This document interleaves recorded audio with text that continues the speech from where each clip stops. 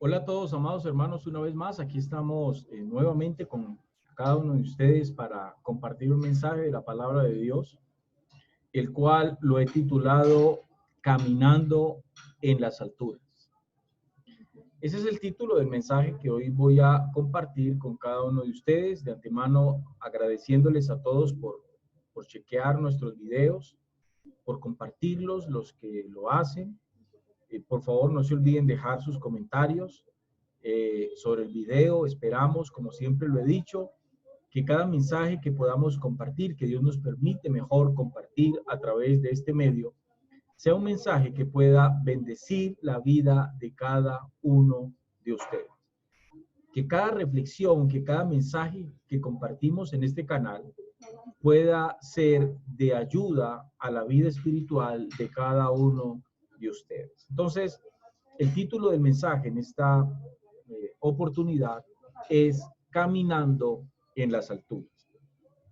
Y vamos a comenzar hablando acerca del rey David. La escritura con respecto al rey David, amados hermanos, no solamente nos dice que el rey David fue un hombre conforme al corazón de Dios, sino que era un hombre sobre el cual reposaba el poder de Dios mismo. El rey David compuso un cántico y quedó registrado en el Salmo capítulo 18, versículo 32. Vamos a ir a ese texto. Salmo 18, versículo 32. 18, el verso 32. Vamos a leer en el nombre del Padre, del Hijo y con la dirección del Espíritu Santo. Dice así, verso 32 al 34 vamos a leer. Dice así la escritura. Dios es el que me ciñe de poder y quien hace perfecto mi camino, dijo el salmista. Quien hace mis pies como de siervas, noten atención a esto, y me hace estar firme en mis alturas, dijo el rey David. Dios es el que me ciñe de poder y quien hace perfecto mi camino. Quien hace mis pies como de siervas y me hace estar firme, dice ahí el texto, sobre mis alturas. ¿Qué tenemos que decir con respecto a este hermoso y maravilloso salmo? David reconoce que Jehová lo vestía de poder. Eso equivale a decir que sobre David reposaba el poder de Dios. David dice allí, me hace estar firme sobre mis alturas. ¿Qué era lo que sabía David? O mejor, ¿qué era lo que él reconocía cuando dijo mis alturas? ¿A qué se refirió David cuando dijo esto, amados hermanos?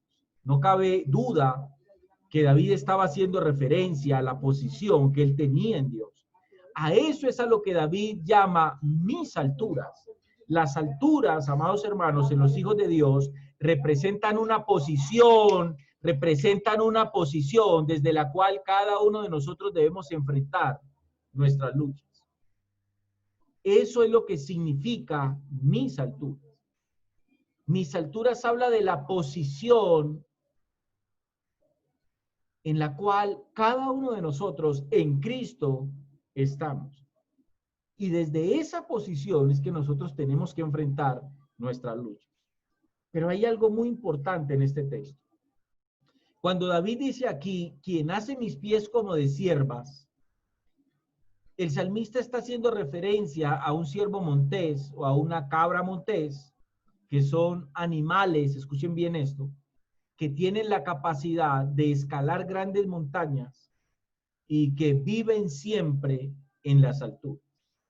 Entonces, David hace referencia a un tipo de animal que no solamente tiene la capacidad de escalar altas montañas, sino que su hábitat son las alturas.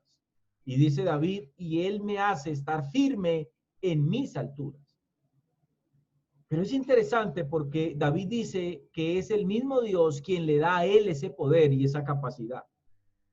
Esa capacidad y ese poder ¿de qué? De permanecer firme en esas alturas.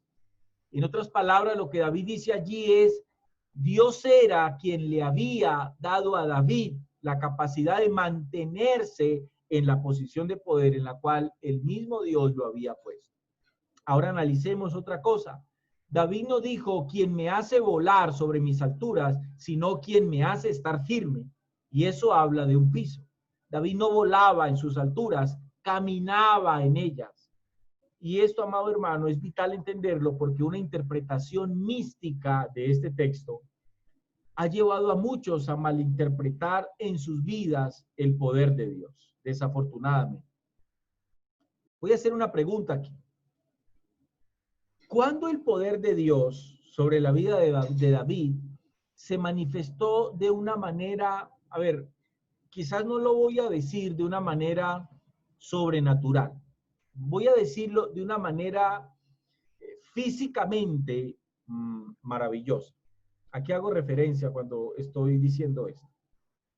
David era un hombre sobre el cual reposaba el poder de Dios. Pero resulta que cuando analizamos la vida del rey David, sobre su vida, nunca hubo un milagro o Dios nunca se manifestó en él como se manifestó con Elías o como se manifestó con Eliseo, para poner dos ejemplos solamente. La escritura nos enseña que Elías oró y el fuego del cielo cayó. Ahí hay algo no solamente sobrenatural, sino algo maravilloso, un prodigio. A eso hago referencia. Quizás lo más sobrenatural, por llamarlo de alguna manera, o lo más prodigioso que sucedió con David, es que David David tuvo la capacidad de matar, David tuvo la capacidad de matar a osos y a leones en el cuidado que David tenía con sus ovejas. Quizás eso es lo más sobrenatural que sucedió en la vida de David. Puede ser que alguien lo vea, que alguien vea eso como algo sobrenatural. A lo que yo hago referencia es que a pesar de que el poder de Dios reposaba sobre la vida del rey David, nunca el poder de Dios en la vida de David se manifestó como se manifestó con hombres como Elías y con hombres como el profeta Eliseo.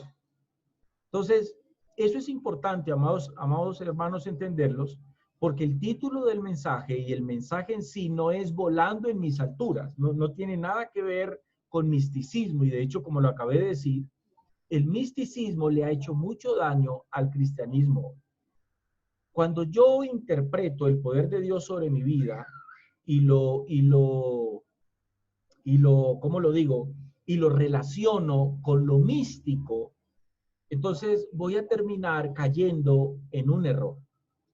El poder de Dios sobre la vida del pueblo de Dios no puede ser entendido y no puede ser visto, no puede ser encajado solamente en el sentido de creer que el poder de Dios sobre mi vida es para que la iglesia haga milagros, señales y prodigios. Cuando uno mira el Nuevo Testamento, las cartas del apóstol Pablo a la iglesia, uno no halla allí que el apóstol Pablo enseñe o haga una referencia a que el poder que está sobre la vida de cada uno de nosotros como pueblo de Dios, como hijo de Dios, a causa de la presencia del Espíritu Santo en la vida de cada uno de nosotros, el apóstol Pablo no hace una referencia que ese poder es para que nosotros vivamos haciendo milagros, señales y prodigios que tiene que ver con el misticismo. Ahora, no estoy diciendo con esto que Dios, si quiere usarnos a nosotros para hacer un milagro, una señal, no lo puede hacer. Él es Dios, Él es soberano y nos usa conforme a su propia voluntad y conforme a la intención de nuestras vidas, de nuestros corazones como tal.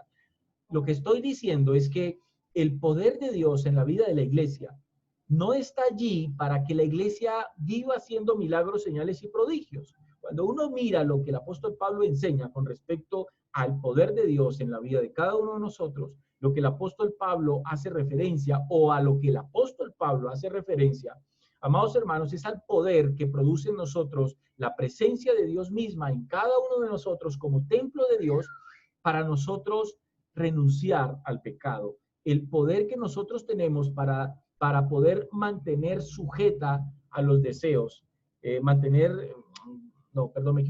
para poder mantener sujetos los deseos de nuestra carne. Este punto es muy importante que nosotros lo entendamos. porque las guerras que David ganaba, amados hermanos, obviamente las ganaba bajo el poder de Dios, pero nunca hubo nada místico en eso. No fue que ángeles bajaban y peleaban por David y por el ejército de David. No, no, no. El poder de Dios estaba sobre David, pero las guerras y las luchas que David tuvo las ganó cuerpo a cuerpo. Entonces, a lo que me refiero es que nunca, repito, un ángel o ángeles bajaron a pelear físicamente por David. No, siempre fue David quien lo hacía. Cuando hago referencia a que David mató al oso y mató al león, cuando tenía cuidado de las ovejas, tampoco fue un ángel que bajaba del cielo y mataba al oso o mataba al león cuando estos acechaban las ovejas que David pastoreaba. Siempre fue David quien lo hizo, bajo el poder de Dios.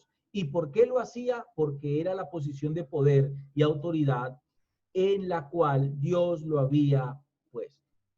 Ahora quiero que hagamos un pequeño análisis de lo que nosotros, amados hermanos, somos en Dios. Y quiero que vayamos a la carta a los Efesios, capítulo 2, versículo 6.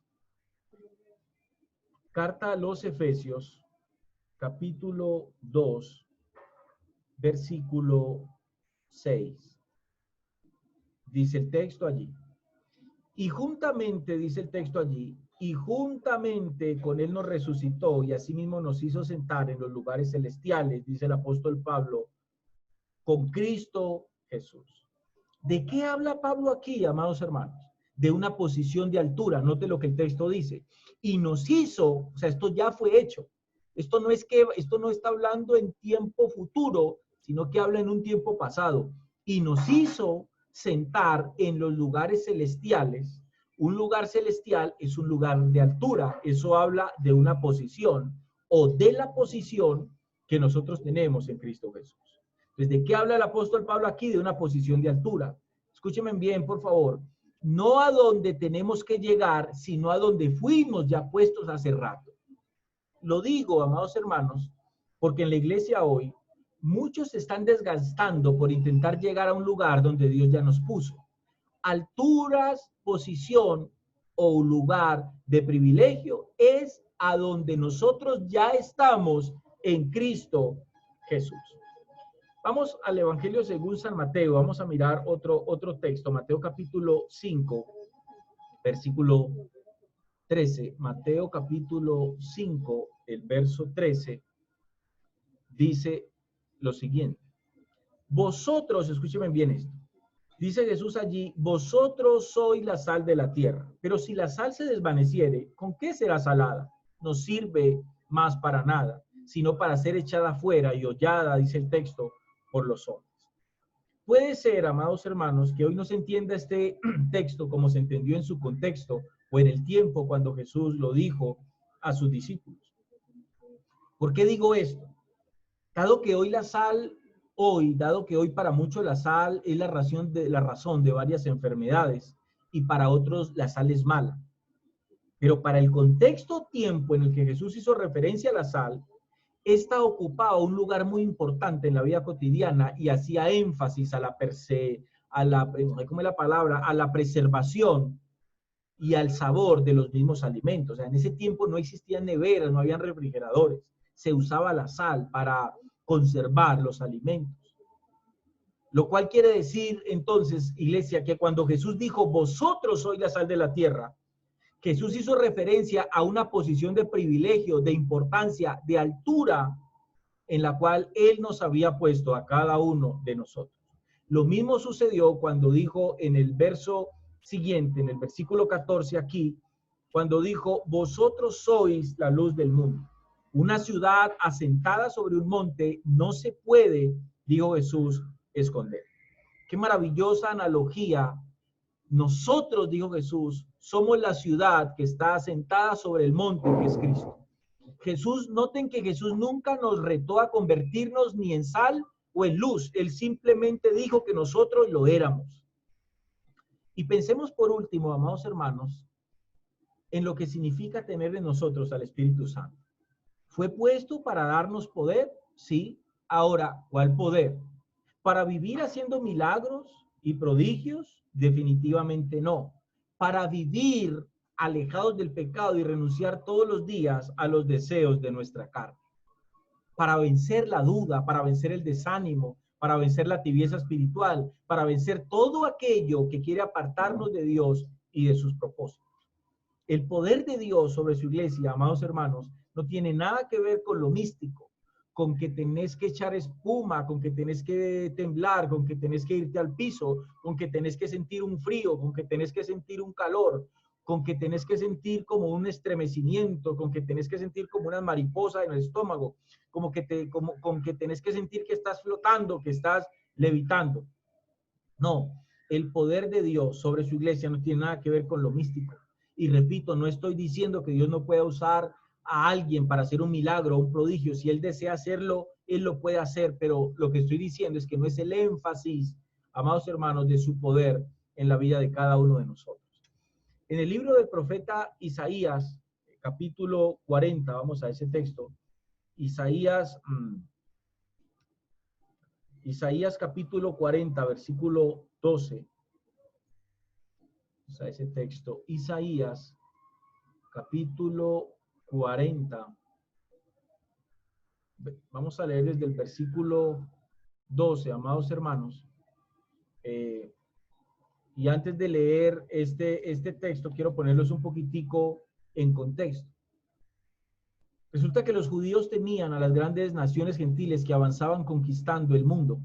Asiria, cuenta la historia, que había conquistado a Israel y Babilonia había capturado a Judá, y ahora un nuevo imperio, los persas, estaban surgiendo en la escena y todas las naciones estaban adorando ídolos. Los judíos pensaban, si estas naciones están teniendo tal victoria, pensaban ellos, arguían ellos, quizás sus dioses deben ser verdaderos y entonces en Jehová no se puede confiar. Ese era el pensamiento del pueblo de Dios. Muy triste. Esto es lo que lleva a este texto a la idea principal que nos va a hablar de la grandeza de Dios y de la falsedad de los ídolos paganos. Entonces dice el verso 2, ¿quién midió las aguas con el hueco de su mano y los cielos con su palmo? Con 3 dedos juntó el polvo de la tierra y pesó los montes con balanza y con pesas, dice el texto, los collados.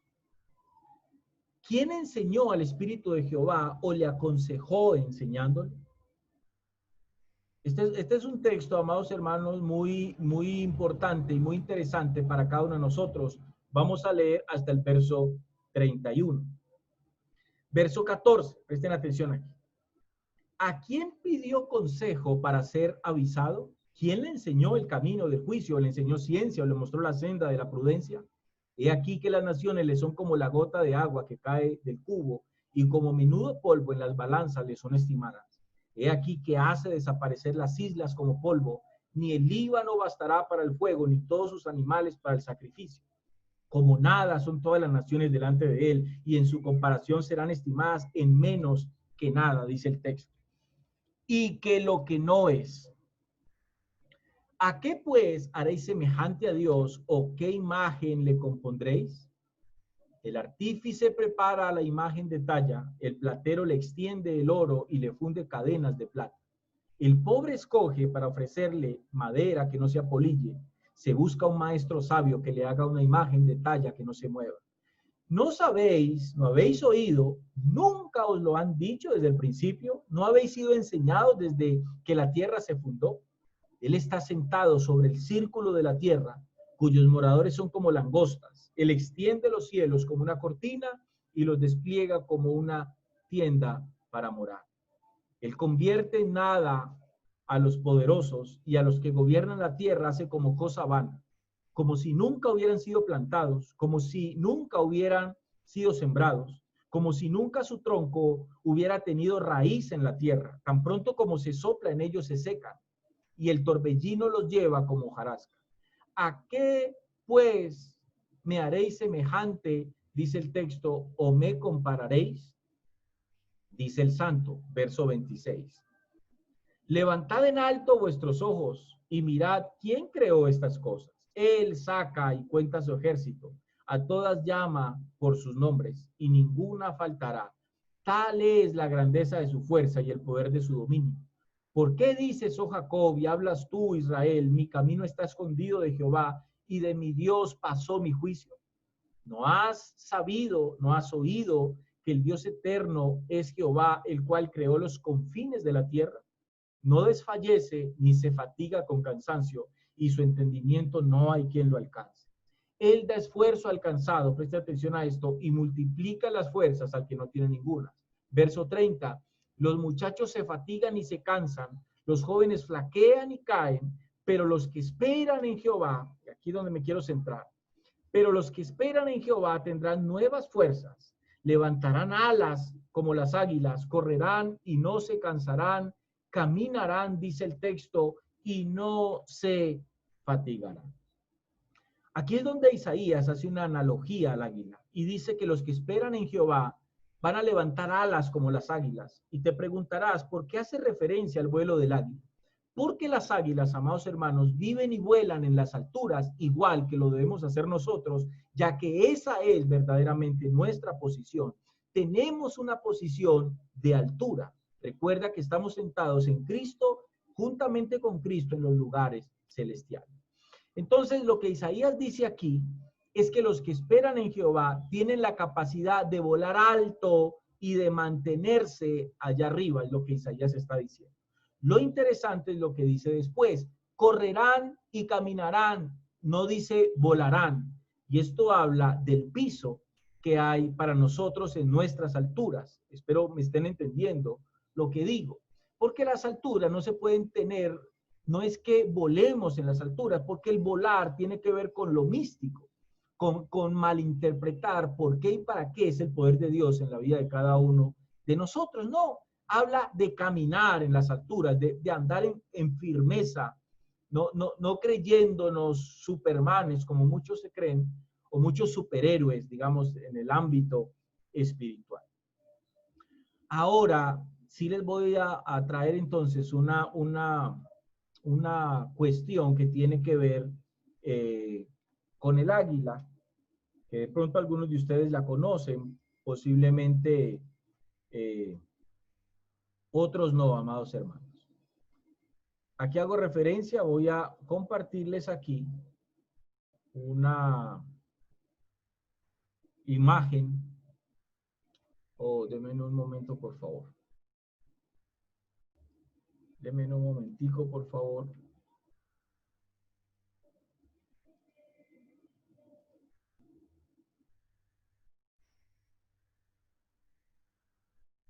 Aquí está. Aquí ustedes están viendo esta imagen. Ustedes se preguntarán, ¿qué ave es esta que está posando sobre la espalda del águila? Resulta que esta ave que ustedes están viendo aquí es el cuervo. Y resulta, amados hermanos, que el cuervo, bueno, es una de las aves que se entiende como una de las aves más inteligentes que hay, ¿no? Pero resulta que el cuervo, aquí como ustedes lo están viendo, es la única ave, amados hermanos, que se atreve a picotear un águila. Y lo hace aún en medio del vuelo del águila. Pasa esto, el águila levanta vuelo y viene el cuervo y aún como ustedes lo están viendo aquí, el águila estando en pleno vuelo, el cuervo se posa encima del águila. Quiero que vean esto y entiendan a qué punto les quiero llevar. Isaías hace una analogía a que nosotros tenemos que a los que esperan en Jehová van a levantar las alas como las águilas. O sea, hace una analogía a que el comportamiento de los que esperan en Jehová debe de ser como el comportamiento de las águilas. ¿Qué pasa con las águilas? Que es la única ave que tiene la capacidad de volar más alto que todas las demás. Entonces, cuando el águila toma vuelo, en ocasiones, si hay un cuervo y quiere hacerlo, el cuervo hace esto, lo que ustedes están viendo aquí. Aún en medio del vuelo, el cuervo se monta sobre el águila. Y después de que el cuervo se monta sobre el águila, noten ustedes aquí cómo el águila, al sentir que tiene encima un cuervo, Lo único que hace es abrir sus alas y comienza a ganar altura. Esta es la imagen que quería compartirles. ¿Por qué quería compartirles esto? Porque es un texto, perdón, es una analogía muy interesante. Resulta que cuando el águila siente que el cuervo se le posa encima, el águila no pierde su esfuerzo, no pierde energías en ponerse a pelear con el cuervo. ¿Qué es lo que hace el águila? El águila lo que hace es abrir sus alas, tal cual como lo vieron en la imagen, y el águila comienza a ganar altura, a elevarse más y más y más y más. En la medida en que el águila se eleva, el cuervo comienza a perder la capacidad de oxigenarse, o sea, la capacidad de respirar. ¿Por qué? Porque el cuervo no está hecho para vivir, ni para volar, ni para mantenerse en las alturas. Para eso está hecha el águila, el cuervo no. Entonces, cuando el águila va ganando altura, al cuervo se le hace más difícil respirar por la densidad del oxígeno a la altura que el águila comienza a ganar. En ese transcurso, en ese proceso, cuando el cuervo comienza a perder respiración, el cuervo solamente, el águila no hace ningún esfuerzo, repito, solo comienza a ganar altura. Y en ese proceso, el cuervo simplemente cae del águila. El águila no pierde tiempo ni se desgasta, repito, luchando con los cuervos. Y esto es muy importante entenderlo y aplicarlo en nuestras vidas, amado hermano. Y lo digo, amados hermanos, porque regularmente o con mucha frecuencia, amados hermanos, nosotros sí vivimos desgastándonos con cuervos. ¿Y sabes por qué? Porque vivimos en los bajos, cuando nosotros deberíamos vivir en las alturas. Cuando nosotros simplemente deberíamos estar en ese lugar donde nosotros fuimos puestos por nuestro Señor Jesucristo. Es algo que lo tenemos que entender en la vida de cada uno de nosotros. Y aquí es donde tiene que surgir, iglesia, y amados hermanos y amigos, familiares quizás, una pregunta. ¿Cuál es el cuervo que tenemos encima? ¿Cuál es ese cuervo que vino a posarse en tu vida? ¿La duda? ¿Puede ser que el cuervo sea la duda que ha venido a posarse en tu vida? Si el cuervo que se posó en tu vida, amado hermano, es la duda, simplemente abre tus alas y sube a caminar en tus alturas. Si ese cuervo es el desánimo, simplemente no te desgastes con eso. Simplemente abre tus alas y sube a tus alturas a caminar en ellas. Tal vez el cuerpo es el desespero. Simplemente abre tus alas y sube a caminar a tus alturas. Quizás el cuervo es la derrota, es ese sentimiento de derrota que tienes. Simplemente abre tus alas y sube a caminar a tus alturas. Quizás el cuervo es ese sentimiento de zozobra. Simplemente abre tus alas y sube a caminar a tus alturas. Quizás es la angustia, el cuervo que vino a posarse en tu vida. Abre tus alas y sube a caminar a tus alturas. Quizás el cuervo es ese sentimiento de desamparo. Simplemente abre tus alas y sube a caminar a tus alturas. Si el cuervo es la amargura, abre tus alas y sube a caminar a tus alturas. Si quizás el cuervo es la depresión, abre tus alas y sube a caminar a tus alturas. Quizás el cuervo es la necesidad, abre simplemente tus alas y sube a caminar a tus alturas. Si el cuervo es la tristeza, abre tus alas y sube a caminar a tus alturas. Si el cuervo es la ansiedad, si el cuervo es la soledad, abre tus alas y sube a caminar a tus alturas. Si el cuervo es el miedo, abre tus alas. No te desgastes con ese cuervo. Simplemente ve, dirígete a tus alturas, a la posición en la cual en Cristo fuiste puesto, amado hermano. Si quizás es la inseguridad o si quizás es un complejo, simplemente abre tus alas y sube a caminar a tus alturas. No importa cuál sea el cuervo. No te desgastes con él. ¿Y sabes por qué, amado hermano? No vale la pena. Simplemente ubícate en el lugar donde originalmente fuiste puesto y vive desde allí. Cuando uno entiende esto, amados hermanos, nada, escúchenme bien esto, cuando uno entiende esto, nada de lo que pueda pasar con mi vida terrenal va a terminar afectando mi vida espiritual.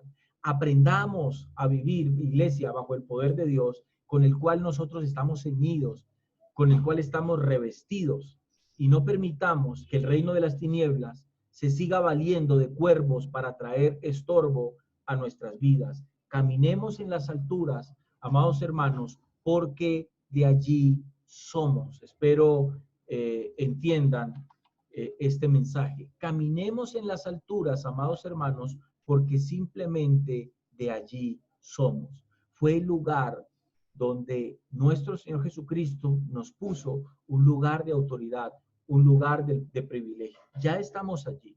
No tenemos que pensar en llegar a estar en ese nivel. Ya fuimos puestos allí en Cristo Jesús. Por eso Pablo dijo, fuimos puestos, estamos sentados juntamente con Cristo en los lugares celestiales. Y es desde allí donde tenemos que aprender a vivir.